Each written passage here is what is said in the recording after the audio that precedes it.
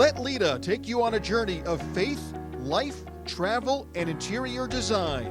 Take your life out of the status quo and into 2020. Status Life with Leta is brought to you by Status Home Design and by the law office of Derek M. Hayes at 404-777-HURT. Hello again, everyone, and welcome to Status Life with Leta on Business RadioX. We are broadcasting live again, thankfully, from the Subaru of Gwinnett studio in the Sonesta Gwinnett Place Atlanta Hotel. On every episode of Status Life with Leta, we take you on a journey of faith, life, travel, and interior design. We want to take your life out of the status quo and into 2020. My name is Derek Hayes, and it's my pleasure to introduce the star of the show, Leta Brooks. Good afternoon, Leta. Good afternoon. Hello. Always wonderful to see you here at the studio. Thank you. And you know what I'm thinking? We may have to fix that intro because we're talking about travel, and I know no one's really doing much of that right now. Well, that's true. That's true. We'll all get back there soon enough, but that's one of those teasers, something to look forward to in the future. Okay. Well, before we begin today, a quick reminder that Status Life with Leta is brought to you by Status Home Design, your one-stop shop for all your home and gift needs, and by the law office of Derek M. Hayes. Injured in Georgia? Make the right call to the law office of Derek M. Hayes at 404-777-HURT. Well, let's get started. On today's show, we have a lot of great things to cover. In fact, Leta is here today to discuss, first, what's going on with Status, a new fitness and weight loss journey that she wants to share with everyone, and also to begin a 3-part series on teaching everyone about style and how to figure out what their own style may be. It's a jam-packed show. Yeah. Well, before we get through all that, let's talk about you first. You've gone through Corona. How are you feeling now? I could say 100% better. It's been... March 23rd was the date that I was tested. And so today's what? The 28th, 29th? Yeah. It's in the shelter in place. I'm like fumbling on my words. I don't even know what day it is. I don't think people even know what a calendar is anymore. No, it's terrible. Days of the week. There was that song when you were a kid you learned, but nobody knows that anymore. Yes, I am 100%. I have been enjoying getting out in the evenings with the kids and taking some walks. Started a little bit of jogging last night, which we're going to get to when we start talking about some health and fitness. But just the way that really felt in my lungs to really push some air in there, having Corona, that's where the virus sits. And it's difficult to even get a breath. And so to be able to start with just some slow walks and some fast walks and now some just walking and jogging. And when I say I'm jogging, it's about 100 steps and then I got to catch my breath. But you have to start somewhere. That's it. I briefly touched on Status, your store. Yes. So let's talk about that. Are you open right now? Let's discuss that. But also, too, I saw on social media, and I'm aware of the fact you all are selling masks. We are. So let's touch on 2 points there. When are you opening yet? And also, let's talk about let's talk about the mask. Are we opening yet? That's the big question of the day. Because as of now, in the state of Georgia, Governor Kemp has not mandated that retail is allowed to be open. What we've been doing through the whole shelter in place is selling virtually. So you can look at our social media, uploading videos every day, new merchandise. We do have an online store. And during the shelter in place, that's really taken off with the online sales. So we do have that as an outlet. And with the masks, that's really increased the people that are coming to the store. So let's talk about that. So no, we are not open. We're waiting for the governor to determine when retail will be open. And that's it. That's all I can say. We're watching the news very carefully. I know my staff is glued to the news. We're shooting for May 13th. That is our target date. That date was set way back when the shelter in place was put into place, back in mid-March. There are other retail stores opening. We're not ready. We've got to clean. We've got to organize. My staff is not ready mentally. People are not ready to come back in front of the public at this time. We need a few more weeks. It's an ever-evolving process, clearly. And it's a stressful process. This is not easy. This is not an easy decision because there's a lot at stake. If, I've had it, so I'm immune. I feel like I have the armor on, but no one else in my store has. And so asking them to come and work a shift, yes, we're going to implement everything that the governor tells us to. We're going to wear masks and we're going to wear gloves and we're going to wipe everything down. But it's still contagious. We don't know if even putting that in place is going to prevent anyone else from getting it. And not to get off on another tangent, but you also have several employees with school-age kids. Yes. And moms are having to be teachers now. Dads are having to be teachers now. And there's a child care issue and opening back up again. So a lot of things to be addressed. And I know you'll make the right choices, as you always do. Oh, thank you. In regards to the store. All right, let's move to the next topic. Oh, wait. No, we got to touch on the masks. Oh, the masks. That was the second part of the question. So, yes, my seamstress, she has a workshop right inside Status. She is making high-quality masks. And I have a lot of nurses, healthcare professionals buying these masks. They have a wire on the top so they're able to mold to your nose. They have a pocket where you can put a paper mask or use paper towels as a filter, and they're washable. She's using really high quality fabric. Let me tell everyone listening how to get your hands on a mask. I'm going to give you a phone number. If you're driving listening to this podcast, just go to my social media. You want to text the store 470-991-0110. Text your name, how many masks you need. You will get a call from someone on my staff. We're sitting down and making all the calls from the texts that are coming in once a day. And you'll prepay for your masks. It gets the quantity on order. And then we will tell you the next customer pickup time, the curbside pickup, and we will have your order ready. It is working. The system is absolutely getting these masks in the hands. And we are shipping. I'm actually shipping these masks right now all over the United States. So that's the easiest way for me to fill these orders. Text, we will call, fill the order, we'll get it to you. On a side note, you have masks for men, for women, yes, for extra large men. I know there was one that was a request for that, and also kids. Yes. Yes, and all you can't different find sizes. these anywhere else. That's the cool thing about them. They're really not like this. Well made. They're not your typical just paper mask or some of those very flimsy masks that, quite frankly, probably don't work very well at all. All right, so let's move on to the next topic. Okay. I know that you're one of the things you referenced in the notes to me is a weight loss journey. Let's talk about that for a minute. I go silent. When you said that and you wrote that note, I thought of all people that I know, you're absolutely gorgeous, number one, and I don't see the need for the weight loss program. Stop. You say that because you flatter me, and every time I ask you, are these pants too tight? How do I look? You always say no, but I always say you see me with rose-colored glasses. Yes, I do. So those of you listening, if this is your first show that you're catching, I bet you're getting it right now that Derek and I are a couple. So therefore, he's not allowed to tell me when my pants are too tight. But with that being said, things are tight. And, with the shelter in place, I really thought that was going to jumpstart the winter pounds that I wanted to take off. And in reality, it's not winter. I'm having full disclosure here. For me, my frame, I know the weight that I like to sit at. I'm not so concerned with the scale, but more so how I look and how things fit. And I know right now things are tight. We're going into bathing suit season, and I'm just not ready for that. But I know this is going to resonate with a lot of women. And again, I was going to use the shelter in place, but then I got sick, and I lost 4 weeks of my life. The sickness is behind me. We just talked about me starting to take some walks. This is really going to be the time that I'm able to start with summer starting, and I'm going to use this platform, and I'm going to bring anybody that's interested in losing a little bit of weight. Maybe you have a lot of weight, but let's do it together. And I know you, and before I met you, I knew that you ran 50Ks, 20Ks, trail runs. You were an exercise running fanatic. I know that. And you went through the kidney donation to your dad, and I know that limited your ability to continue that kind of exercise and workout regimen. But I know, too, that you're chomping at the bit to get back out there now and do something since you have been sheltered in place and had to deal with the coronavirus. Yeah, so I know you like to talk about the runs, but I do know that running at that level is definitely behind me, and I knew that was behind me even doing the kidney donation.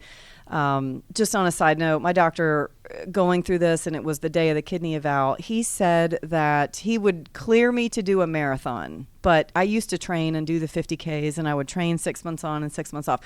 So, but I want everyone listening to know I am not in that tip-top shape right now. I have not, my kidney donation was 3 years ago, and I really haven't picked running back up in any sort of normal routine since then. I'll go out, with my running buddies here and there, but now especially, even this whole year, work has consumed my life. My kids have consumed my life. Exercise has just, further and further by the wayside. So at this point today, I am starting from scratch. Yeah. And a point on the kidney donation, I know there was something you mentioned about the BMI and you have to maintain certain weight. Yeah. And so your body mass index, it's calculated to have one kidney. And that's what, again, made me a good candidate for donation was my weight was within the right realm for one kidney.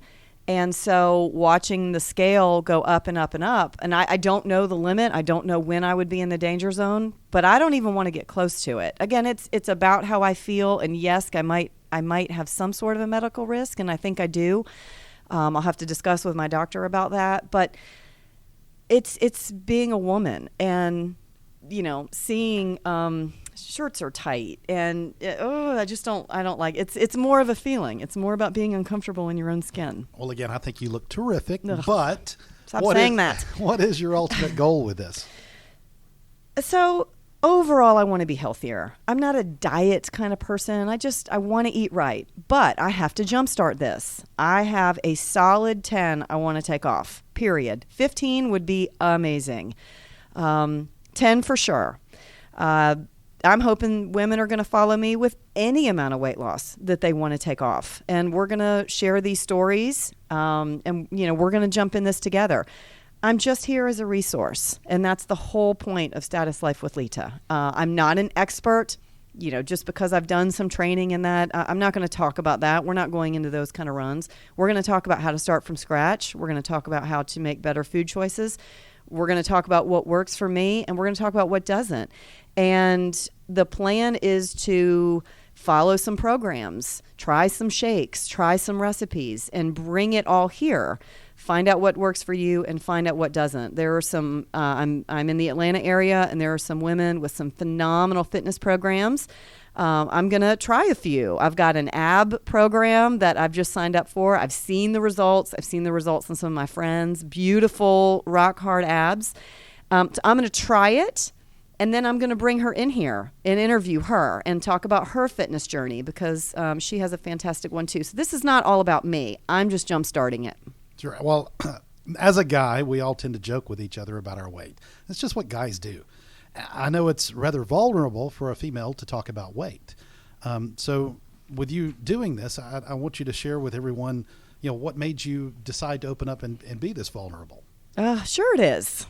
I want to talk about weight. I don't want to tell everybody I've got 10 pounds to lose. I want everyone to see me like you do, Derek. But that's not real. That is not authentic, and it's not real. And I don't want to be fake. Again, I keep saying that is the whole point of this. I wouldn't want someone to come to me for advice if I haven't been through that struggle. Okay, I want to help people, but I want to do it from a really real, authentic place. If I've got some pounds to lose, put it out there. Just because it's vulnerable doesn't mean it's not helpful. I don't like to hide behind vulnerability. Of course it's uncomfortable, but let's put it out there and let's handle it and deal with the problem. I'm sure that there are plenty of medical doctors, anyone else out there with, fitness, nutrition people with extensive training, and you could go to those people and you could get advice. But for me personally, I want to go to someone who's been through the struggle. It's like going to someone for divorce advice, but yet they're happily married and they've never gone through a divorce. So they don't know how it's going to feel. They don't know the struggle. That's not the person I'm going to go to. And Sure. So it's the same sort of example here for me. Well, that makes perfect sense, and that's a really good way of putting it. I understand completely. Well, I feel like this is going to resonate with a lot of people. The topic itself and carrying this through a 3-part series, the guest that we have to look forward to, and your own journey, if you'll call it that, through this program. It's not going to be easy.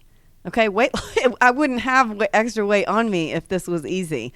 Back in the day, I felt like I could look at my running shoes and weight would just come off of me. Okay, that worked. I mean, I used to, I'm in my 40s now. It's not the same. It has completely changed. My metabolism has changed.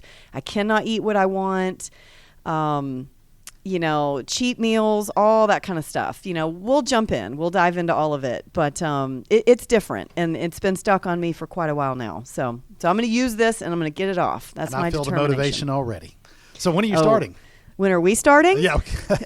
Well, I guess I did use the wrong pronoun there. Sorry. When are we/I? Did you pack your tennis starting? shoes? Are we going to the park tonight? Yes, I have my tennis shoes with me. Absolutely. Just kidding. I'm going to start right now. Let's start this week. There's no better time like the present. I'm announcing it. I'm putting it out there. I'm going to talk about it on my social media channels. Again, starting the AB program. It's been on my radar for a while.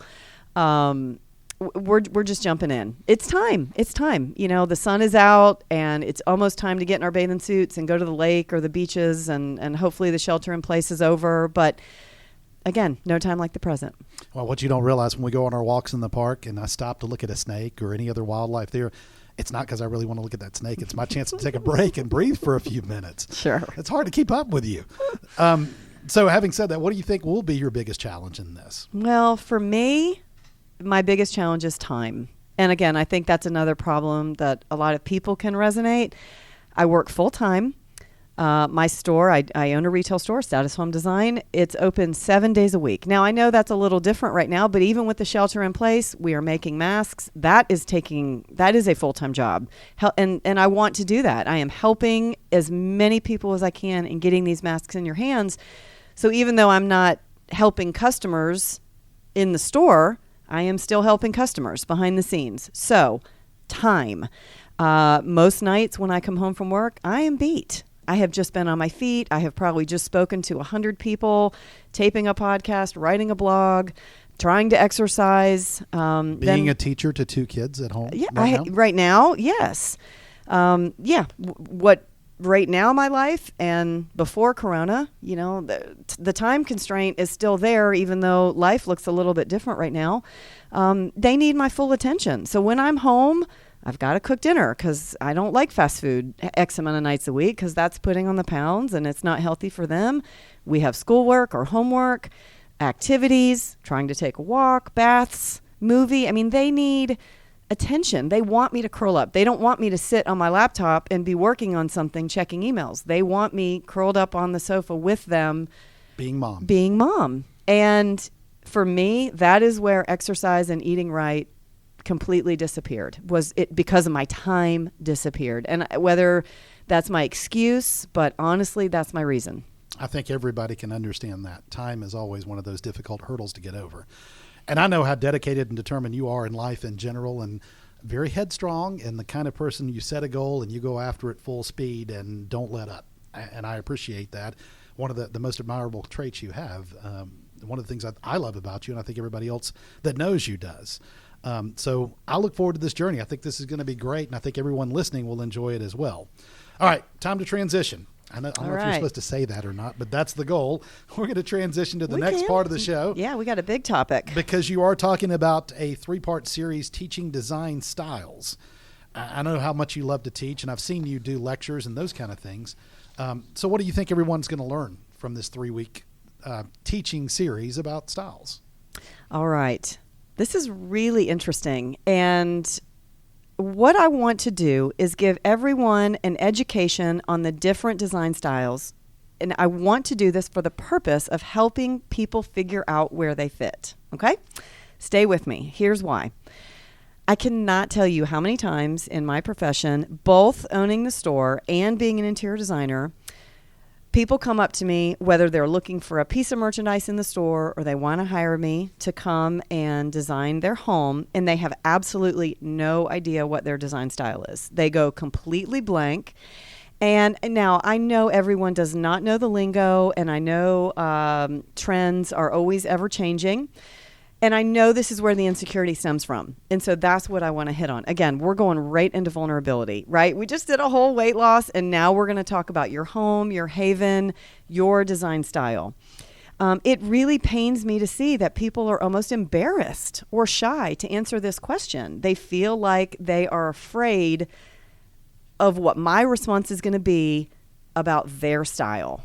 And I know of all things, fear is not in your vocabulary. You're someone who has no fear at all.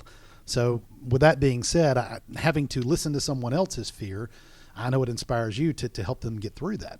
That's true. That is the inspiration, 100%. I can't go as bold to say as I don't have fear. I feel like I fear a lot of things. I'll say that for you. Well, I it's the way that I handle fear. I don't sit behind it. Sitting behind fear is not a place that is comfortable for me. I like to problem solve it. I like to attack it. I like to go through it. I learned that anything that you are afraid of, if you, again, face your fear, you walk through it, you knock the wall down, you go to the other side of it, I know what's over there. I hate seeing people in any situation, right? There's a lot of topics that we're going to cover here on Status Life with Leta. But today is design style. But again, it really pains me to see people sit in insecurity. I also know how you let faith help you conquer fear as well. Oh, well, 100%. That's the only thing that does conquer fear. And I think that, my faith has even brought me this platform to be a teacher and to be able to help people in any way that I can.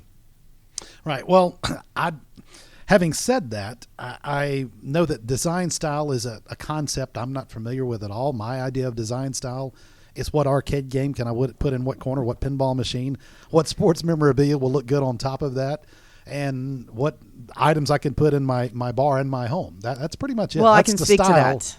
That's style for me. I thought it was a style anyway. Well, yes, because before I was involved, and that is no style. And I know, too, I remember the first time I saw your home, you were very reluctant. You were very insecure. And you are everyone. You're everyone that is listening. And they just have this sheepish way. And you... Okay. Well, I was also a single guy with 2 kids at home. And you have an excuse. Yeah. And every person... Style was not something I was concerned with. Every person I speak to, everyone, well, this was my mother's, or this is all I could afford. That is perfectly fine. That is fine. But it is the embarrassment and the insecurity. I'll go back to that word. So when I ask people, that's 100% what bothers me, okay? They say it and they clam up. You can almost see them go inside their shell, like take your shoulders and kind of bend inward and almost want to cross your arms, right? You see this body language on people when they want to go inside their shell. I see it day after day when they're in front of me. Well, I don't know. It's just they can go from this great big personality, and if you start talking about their home and what do you like and what do you want to do and what are we working with, there's no, oh, well, I'm Farmhouse or I'm Transitional or I love modern. That very bold of an answer is not the answer you get 99.9% of times. I think I could be the voice of almost everyone listening now. And part of the reluctancy about talking about style, when you ask that question, what is your style, is, okay, if I say Farmhouse and that's no longer a trend, am I going to sound crazy by saying something that is no longer, I don't want to say acceptable, but a real trend out there? That's a really good point. So let's say, the farmhouse trend was all the rage. It's still there, especially in the South where we're at. But let's say that you did your entire house farmhouse and you love it. You loved it before it was even a trend. And now you read in the magazine or you hear from a designer or somebody's on HGTV and they tell you that farmhouse is gone. And now what? You still love it, but you're afraid to love it because if you make that announcement, right, exactly what you just said, Derek, now you're speaking to something that's dated. I said Farmhouse, and now she's going to look at me and go, wow, you're so far behind the times. What are you thinking? The biggest thing I can tell you from a design professional, who cares? Love it. Own it. I would much rather somebody come up to me and tell me I love traditional. Traditional's been gone for a very long time, right? When the late 90s to probably 2004, 2005. That's when we started getting rid of traditional. I don't care. If that is what you love, own it. I want people to have that confidence. You don't have to be sheepish if it's your style. Let's work with it. Let's enhance it. Let's pull in some fresh pieces or, spruce something up. But again, it's the mindset behind just really being able to own it. Sure. And this is a 3-part series. I know we kind of mapped out the plan for future shows, but where do you want to start today as far as trends and styles? All right. So today I want to start the education part with the 4 most popular styles that we are seeing right now. All right. I am speaking to the Southern United States in the 4 styles. Now, this answer is going to vary depending on where you are in the world and where you are actually in the United States. So don't tune me out if you're in California. Chances are you've got a few of these in your region too. Okay. All right. So believe it or not, doing some research on this, the number one style right now is Bohemian Chic, or otherwise known as Boho Chic. Yes. So kind of sort of the 60s all over again? A little bit. I'm going to go through the points. Some tie-dyes and things of that sort? No. It is not tie-dyes. I should make mention, I will have all 4 of these specific styles up on the blog, hopefully this evening. So at Status Life with Leta, you can listen to this and go to the blog. So you can see some pictures. I'm going to go through the descriptions of all these styles. Okay. So Boho Chic. It can be very eclectic. It can be exotic. It can be vibrant. And then what I see mostly in Boho Chic, so we go to all these design trade shows, and we were seeing Boho Chic everywhere last year. So what we know about Boho Chic is when you're seeing it at the trade shows, that is the hottest style coming up for the next season. That is how we as designers are able to see the trends and predict what is coming. Okay. So from that show, I, as a business owner, ordered a ton of Boho Chic. I am still sitting on all of that Boho Chic. I remember at High Point when we went there together, and here at the Atlanta Trademark, or the Atlanta Apparel Mart, I know that Boho Chic, the throw pillows, all those kind of things were everywhere. Yes, you're starting to sound like a designer, right? He's learning his lingo. The vignettes that they had set up. Yes, okay. So why didn't it sell? Where my store is located in the suburbs of Atlanta, I don't have very many millennials. Boho Chic is a huge millennial trend. I've got millennials that work for me, and they were eating up Boho Chic. Everything I brought in, they were drooling, and they're friends. But the majority of my customers are young mothers. I mean, we're talking suburbia here, right? So ladies with younger children to, my parents' age. And that's, the age demographic of where my store is located. So for me, the Boho Chic didn't work, but yet it is the number one design trend. That's interesting. Yes. Very interesting. So again, it works. All right. So let's talk through the style. You've probably seen, if you know anything about Boho Chic, you're going to look for floor pillows. They're also called poofs. Those big, poofs, yes, those big I remember that square. Term. You're going to see the rugs. Even if it's a brand new rug, it's going to be made to look well worn. Mid-century modern is a style. We're going to cover that style in a later show, but it's more clean lines. Mid-century modern has, handles that are very sleek. It's a cleaner look, right? More from the 70s. Mid-century modern, the furniture fits beautifully into Boho Chic. So you've got some clean lines, but yet you've also got botanicals. You've got fig leaf trees. You've got a lot of greenery. So the color palette for Boho Chic can be very black and white with the greens of the organics. You can mix some patterns, but there's also going to be some geometric. You've seen the rugs, kind of the black and white, the diamond-shaped rugs right now. Those are very popular. You think of almost a monochromatic color palette, and then you add in the organics. But that is all very Boho Chic. Again, go to, looking for styles, go to Pinterest and Google Boho Chic. That's going to be another fantastic way to get the visuals on what I'm explaining. Instead of Pinterest, go to your blog because you're going to have That's what I pictures. said. Yeah. But even more, okay. I'm going to be able to, have everything out. But yes, there's tons of resources out there. Sure. Now, Farmhouse, I kind of jokingly mentioned Farmhouse before, and I know that still is a style, but I've heard you use the term fading, but if it's what you like, it's what you like. Oh, absolutely. I mean, now we're building modern farmhouses. So they took the traditional farmhouse and all the elements that make it farmhouse, and they started putting the modern back in and just coined a term, modern farmhouse. Okay. So you've got two very specific design styles that were put together. But let's talk about traditional farmhouse design. So it's originally, it comes from a modern approach to a cabin-inspired interior design.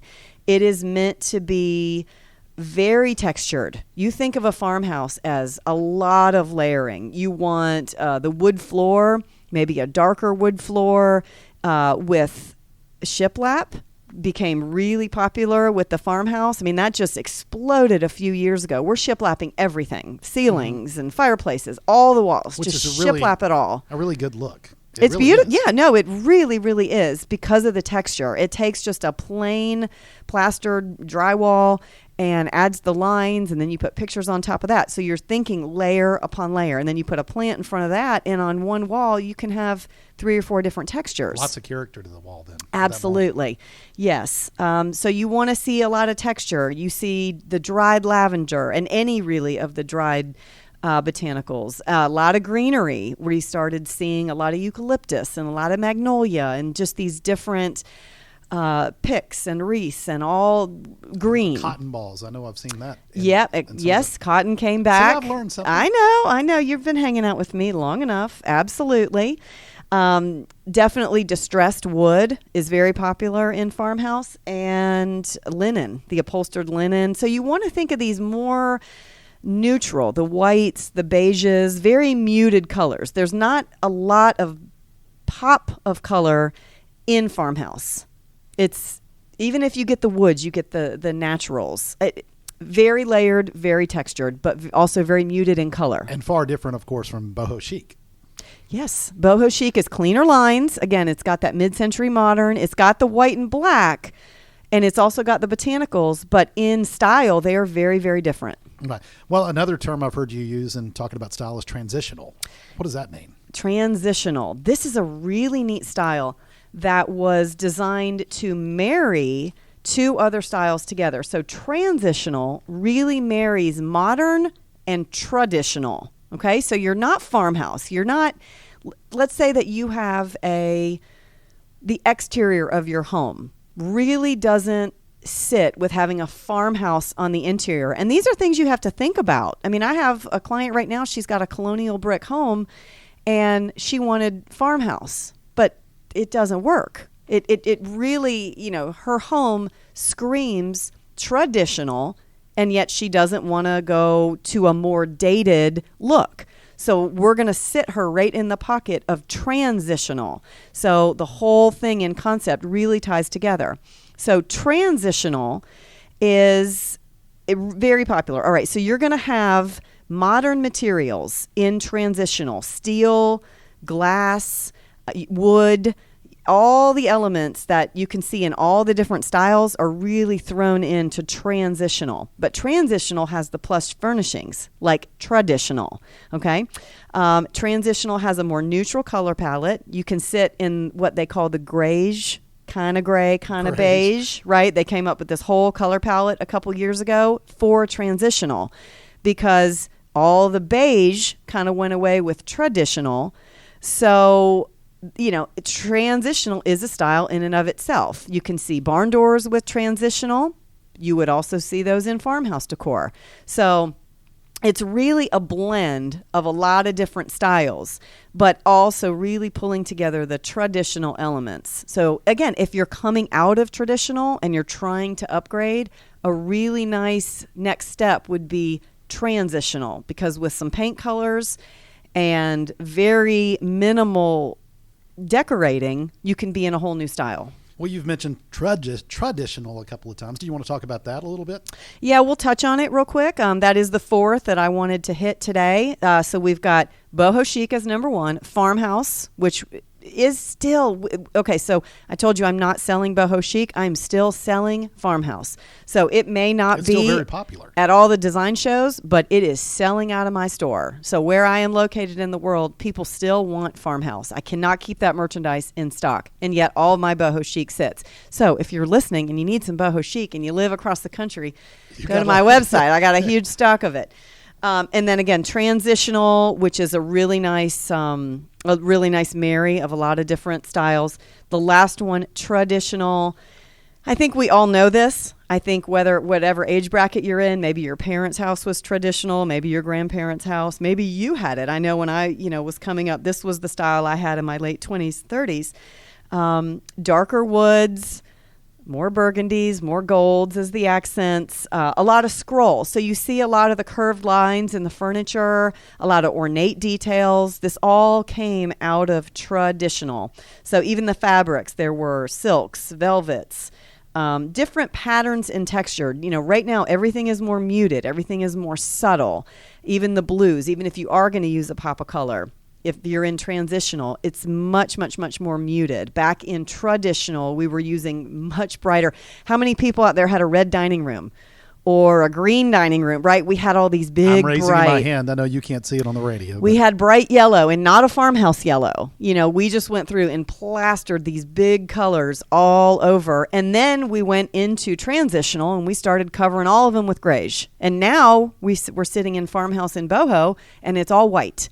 So that's pretty much the transition of our wall colors. So if you had to pick the style for Leta Brooks, what would you say that is? Well, I feel a drum roll somewhere. Maybe this is going to sound crazy, okay? And I'm going to preface this because I'm going to give you one little teeny snippet of a story before I answer this question, okay? I had someone come up to me, and I'm now their interior designer, and she walked up to me in my store and said, "I'd like to hire you. I've seen your work. Everything is great, yada, yada. What's your style?" And I said, "Well, I'm going to pause you right there because my style is not relevant to how I'm going to do this job. I am here to hear your style and to make your home look the way you want to do it." And she said, "Sold. That is perfect," because that's the honest to God answer. So I'm saying that as a designer, as hearing this podcast, if I say my answer, again, it is my personal answer. It is my personal style and what, my home looks like. But yet that doesn't hinder my design ability. In fact, it pushes me out of my box to make sure that I'm doing for my clients. And right now that client is Modern Farmhouse, and Modern Farmhouse is not my style. No part of it is. I actually sit with a little more of a style that is called Rustic Glam. You want to know what that means? This sounds like a tease for a future show. But It could be. It could be, yes. I can talk about Rustic Glam. So it's a little more traditional. I absolutely love the primitives. And what I mean by that, I like to find old corbels and old lights. And I love touches. I love tin. Repurposed things. Is that a good way to put it? You can put repurposed. Most primitives, that's what we call them, just these old things that are true antiques. But they're rustic. They've got patina on them. There are things that old milk crates and just different pieces that have a lot of character, and repurpose those and put them in the house. The corbels, I've got them everywhere in every doorway. I've got these old corbels, old doors, old windows. That is my favorite, but I love pairing that with a crystal chandelier. I love taking something really old and pairing it with something really beautiful. And in that, to me, is art. And those are the pieces I look for. It keeps me on the hunt. My home is never done. It is always ever changing. I will hang a crystal chandelier and I will take it down and hang up a lantern if I like it better. So, but it's a really, really unique style, and it's a style of my own. I still like traditional. I still like a good scroll. I don't like necessarily the color palette of traditional, but I like the antiques. I love looking at pieces with history. I want my house, I don't want to be formal like a museum, but I want everything around me to have a story and to have history. So I personally do not follow trends. I follow them for my clients, and I follow everything going on in the world to be a better designer. But in my home, it's a lot different. And I think that speaks volumes about your portfolio, your ability to, as you said, listen to clients and do what they want, not what you like. And again, that's the mastery of what you have done as an interior designer, and why people come to you. I know you're busy, but that's it. Again, it speaks for itself. So tell us just a very quick tease. What can we expect to hear about as far as the styles are concerned in some of the future shows? Okay, so the styles coming up, we're going to do Hollywood Glam.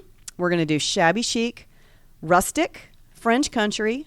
We touched on mid-century modern today, but we're going to get a little deeper. We're going to do industrial, contemporary, the difference between contemporary and modern.